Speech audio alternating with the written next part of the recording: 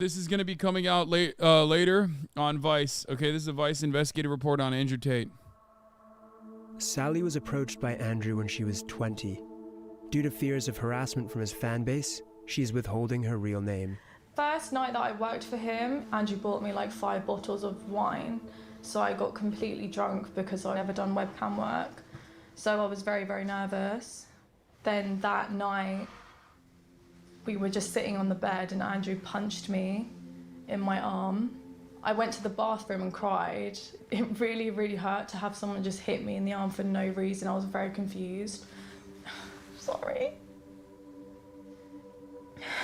Sorry, I don't want to cry. It's okay. So then when I came out of the bathroom, he was super, super nice. Like, from what I remember, Andrew didn't have any alcohol at all. It was literally just me. That night we cuddled and we ended up having sex and I was really, really drunk. That was my first night. Then it was kind of like every single night I would work.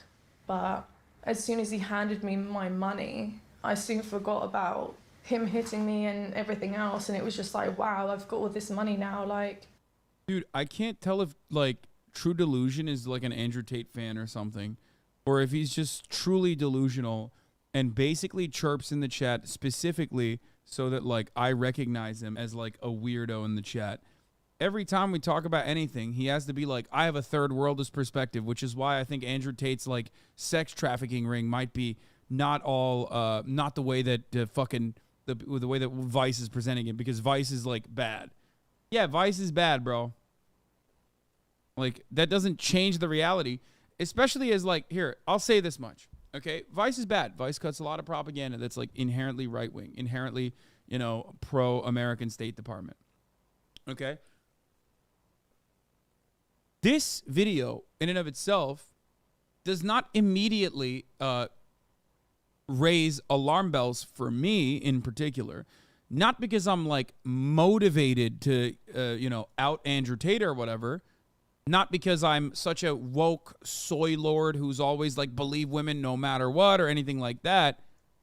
It's because Andrew Tate himself has routinely talked about how he treated the people that worked, that he sex trafficked, in the ways that they're describing. Okay? That's why.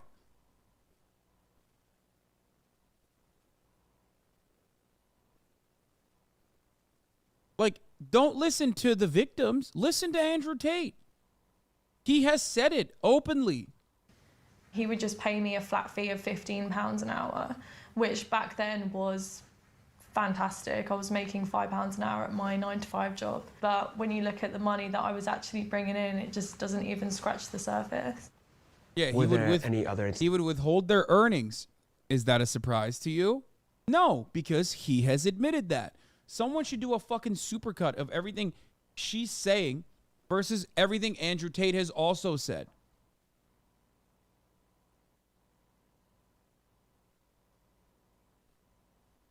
Instances where there was physical abuse? Yeah, so when we moved into the bigger apartment, that's when more girls started coming into the apartment to work for Andrew. And that's when I just witnessed so much, like, verbal, physical, not just to me, but the other women involved. And it just got worse over time. Andrew would call us lazy hoes. I saw him smack girls with a belt because she wanted a lion. He used to strangle us as well. Bro, how are you a 4-month subscriber? Look, we gotta address something, dude. Okay? Look, listen to me. You're a 4-month subscriber.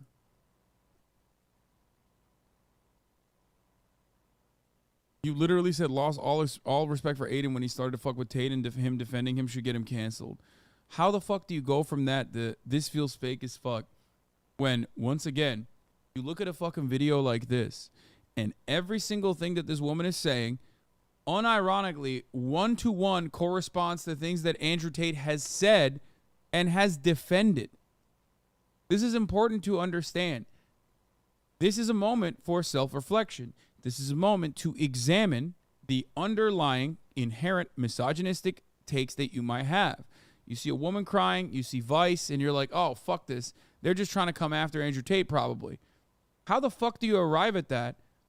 Okay, for a guy like Andrew Tate. For any other guy, maybe you have a little bit more of this take. It's still kind of misogynistic to immediately look at a crying woman and think like she's lying, okay, without like getting a better assessment of all the facts involved. But the idea that like you would do this for Andrew Tate when Andrew Tate himself has openly bragged about doing all of these things is crazy.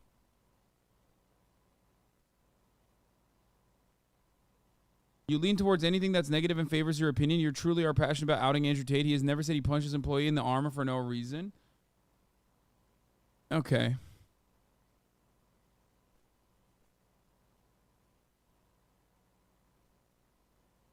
I like that he snuck in employee that way, by the way. But there's not only footage of Andrew Tate beating women, okay, like openly beating women. Okay, there are plenty of which I can't even show you because it's TOS. There are also instances of Andrew Tate talking about beating women who are out of place, who are out of pocket. Okay.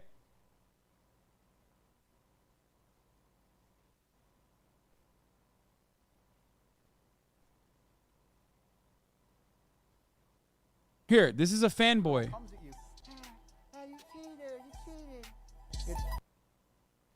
Bang out the machete, boom in her face, and grip her up by the neck.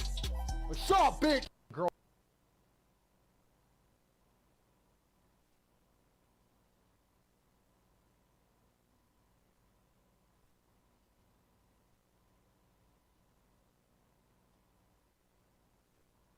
There's also footage. There's also footage of Andrew Tate beating women, which I originally said could be a kink thing. Okay.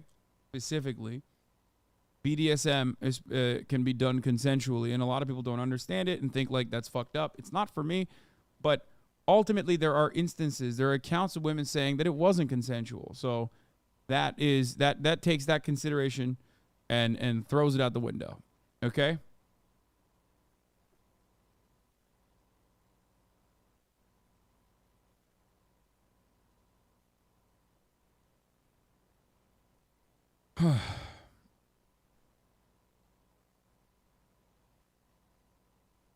It's weird to me that you would say that you would immediately rush to be like, oh, that's not true. Like Andrew Tate doesn't beat women when he himself has said time and time again that he has beaten women. I'm like 100 and something kilo. Women aren't as big as me.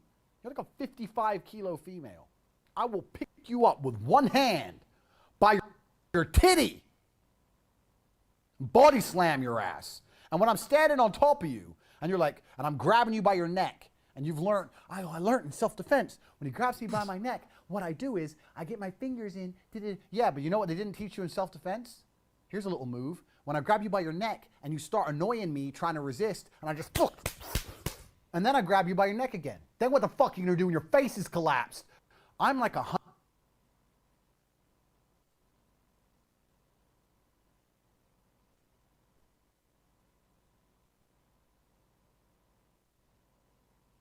like,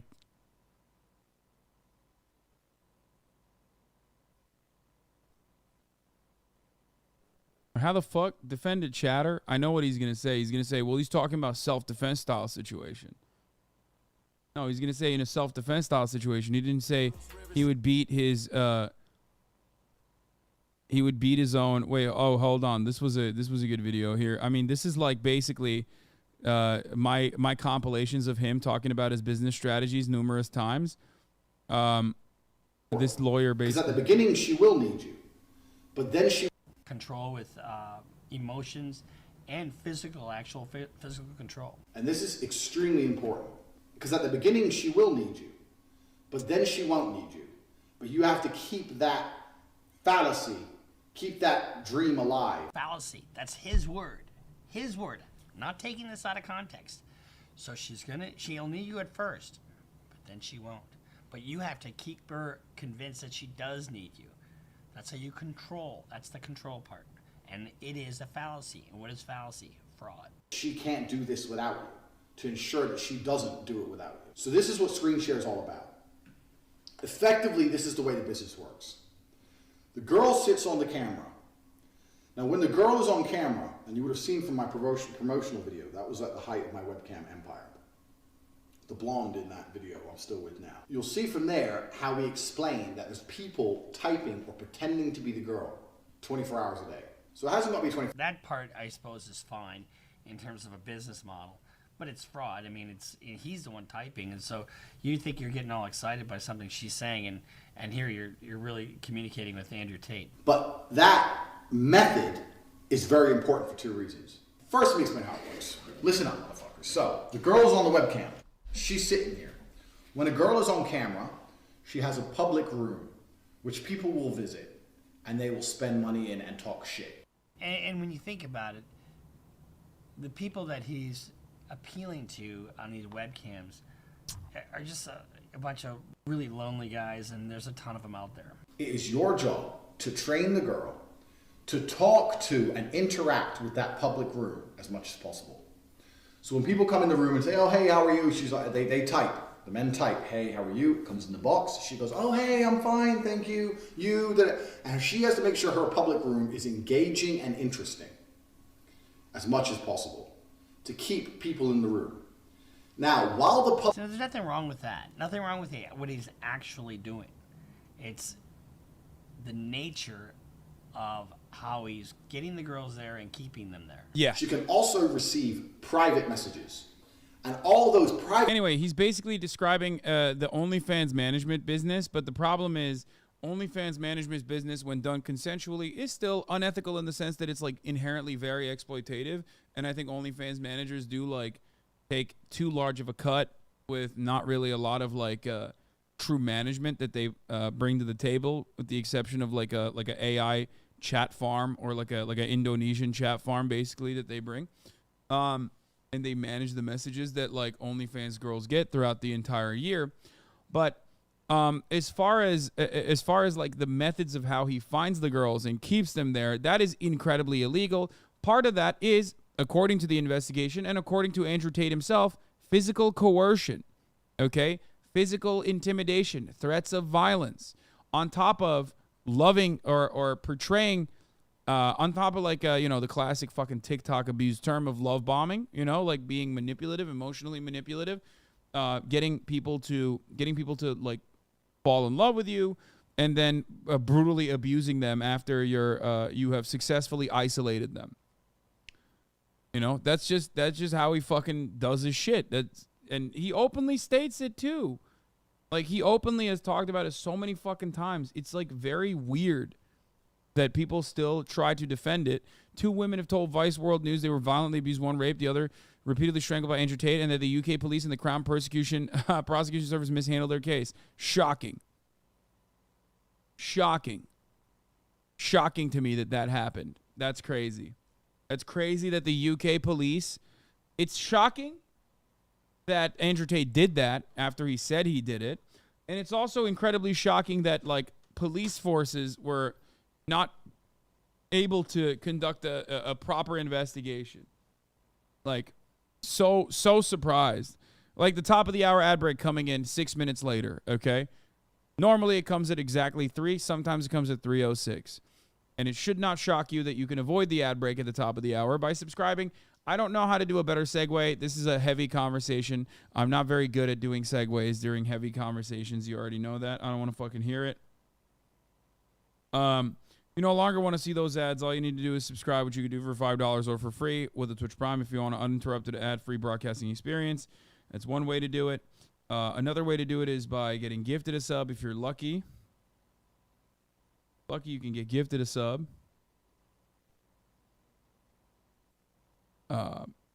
BC Bray, thank you for the 5 get the subs. Here's the 3-minute ad break now. King, thank you for the 5 get the subs as well. There was another time when he came into the bedroom, me and the other girl, we would sleep in the same bed with Andrew, but at this time the girl had a partner, so she was not interested in Andrew at all.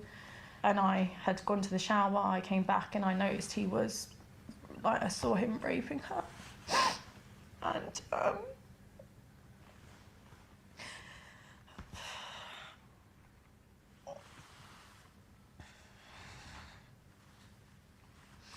when he threatened to beat me up in the bathroom, and he said, "Oh, I don't give a fuck if you call the police, I'm going to beat the shit out of you." That's kind of when I knew, you know, I had to get out of there. I stopped working for Andrew about March, April time, and I went to the police shortly after that.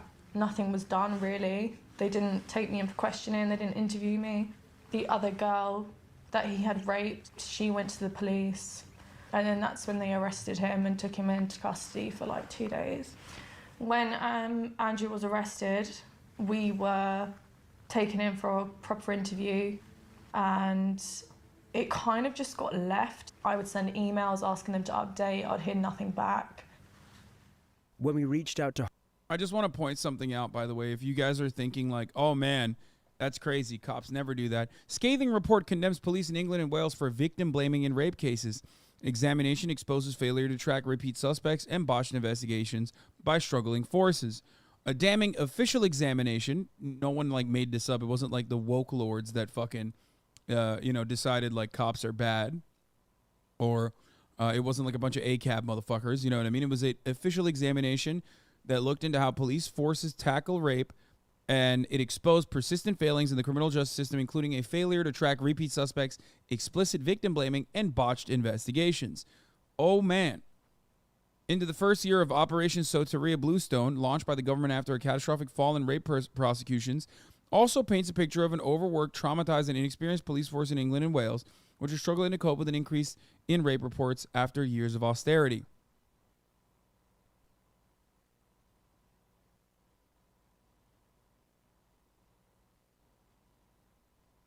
Hertfordshire Police about this, they had this to say. We acknowledge that there were some delays to the investigation. This was addressed at the time and apologies were made. The case was only closed in late 2019 after a case file had been sent to the Crown Prosecution Service and they took the decision not to prosecute. All those involved in the investigation were further updated at the time. The Crown Prosecution Service said, in this case we carefully reviewed all the evidence provided by the police regarding each complainant and concluded it did not meet our legal test and there was no realistic prospect of a conviction.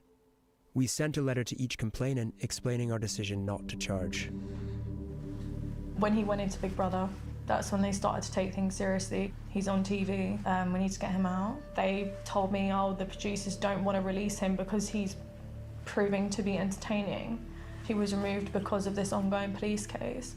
And it kind of just got left at like 2016. Here's the that. You decide. We reached out to Banijay UK, the company behind Big Brother, and they said, as soon as we were made aware by Hertfordshire Police on the 8th of June 2016 that Andrew Tate was being investigated by the police, we began a process of extensive consultation with Channel 5 and legal teams, including the lawyers representing Andrew Tate. During this period, and whilst we sought to clarify the details required by Channel 5 on the police investigation, Andrew was closely monitored at all times. He was removed from the house on the 13th of June.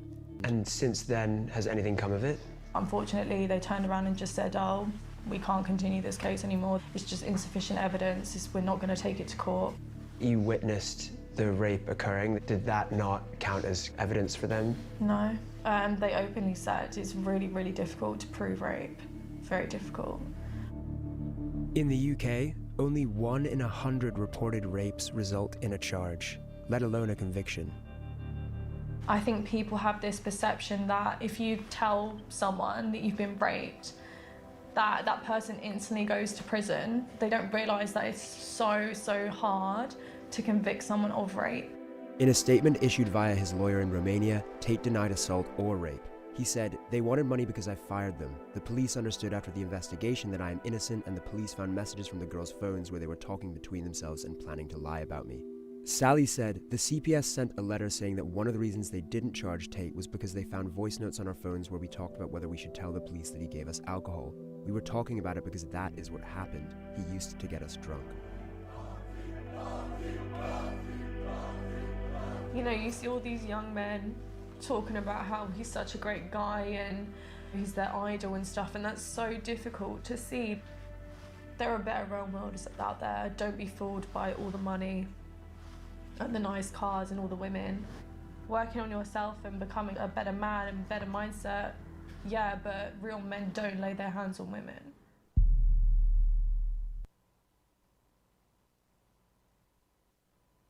Yep. At this stage, I don't think any amount of evidence is going to convince Andrew Tate fanboys that Andrew Tate is in the wrong here, because like part of believing and loving Andrew Tate means that you like the misogynistic things he's saying, and part of that underlying misogyny is the not so subtle implication, the very overt rhetoric that like rape culture is a falsehood and that like women deserve it and you can beat them.